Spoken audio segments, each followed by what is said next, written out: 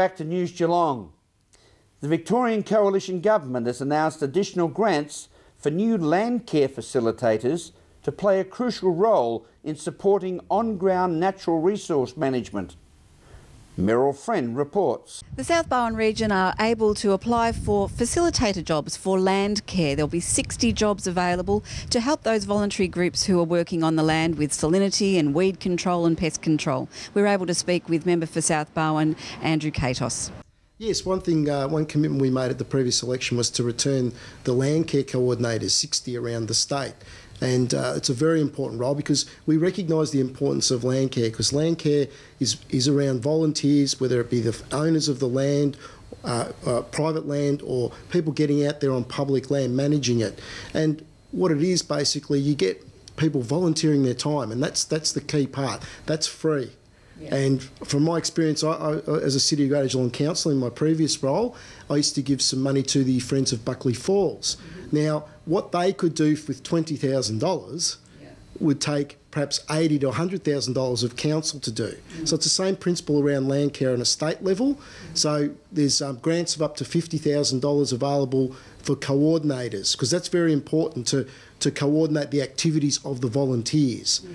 And also, obviously, that gets the whole land care going perfectly. A lot of people have been coordinators, but unfortunately under the previous government, the funding for the land care coordinators slowly was cut and diminished. So it's important to get these coordinators back in there and get the land managed properly. From Belmont, Meryl Friend, News Geelong. Thank you, Meryl. There is something for everyone at the Royal Geelong Show, whether it's viewing the class farm animals, the diving and running pigs, wood chopping, tasting the local culinary delights, or the must-have show bags. Ian Nichols has more. It's showtime in Geelong. It's a 4-day event, and of course there's going to be all the fun of the fair for families here. On this occasion, 2011, we're going to look closely at the horsey events. Yes, the ringmaster, Noel Larkham, is about to fill us in on the next few days.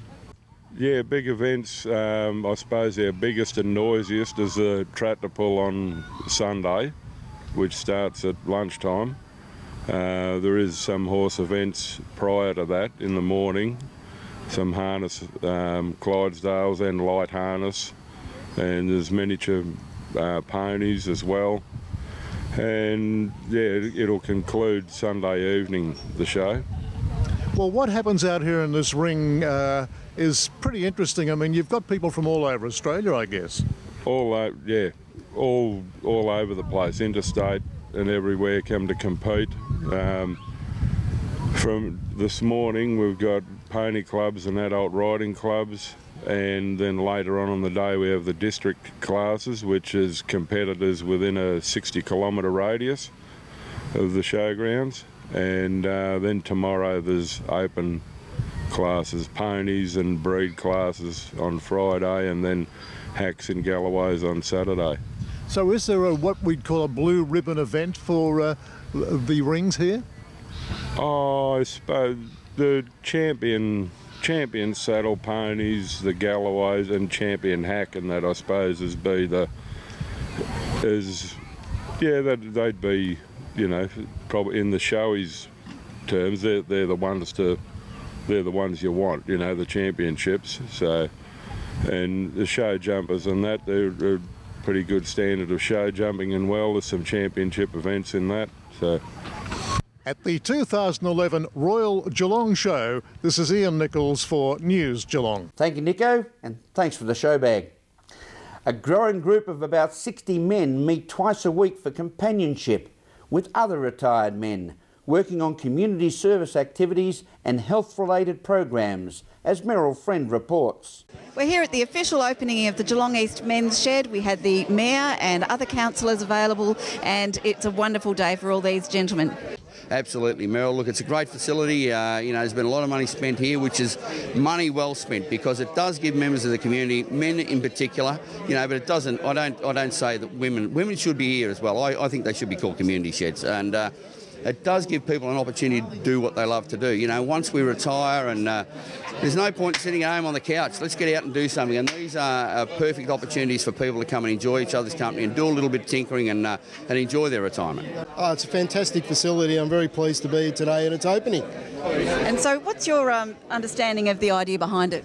Well, it's about getting men, particularly men over 50, to interact together and talk about, they make things, they can share ideas, and also around men's health too, which is very important. So because men obviously are a bit stubborn when it comes to that, so getting that information around that and the social interaction that it gives.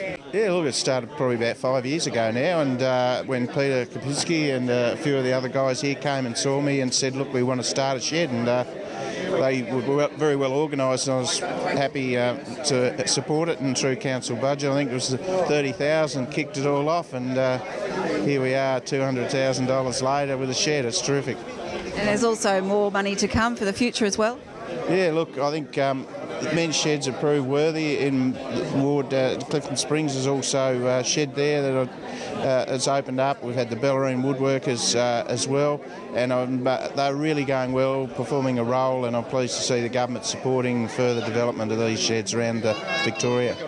Yeah, it's been a long time coming. It's been 3 years in the progress, and it's been an exciting day, and we've been waiting for it for a long time. So what is it that you're offering gentlemen at the club? A drop-out centre basically for the blokes, where they can come have a cup of coffee, tinker around in the shed, do things, play chess, computers, woodwork, metalwork, anything. Yeah, just a drop-in centre. And how many members have you got now? 65 as of yesterday. Yeah. So it's generally retired people? Retired people and divorced people, separated men. I'm only 60, I'm 59. And I had to retire due to ill health, and it's been a lifesaver. It's given me something to do instead of sitting at home doing nothing and basically waiting to die. And now I'm too busy to die. Now I'm just having a ball. From Grinta Reserve, the Geelong East Men's Shed, Meryl Fringe, News Geelong. Thank you, Meryl, and well done to the Gems, the Geelong East Men's Shed. This is News Geelong as we go to a break and return with sport and weather after this.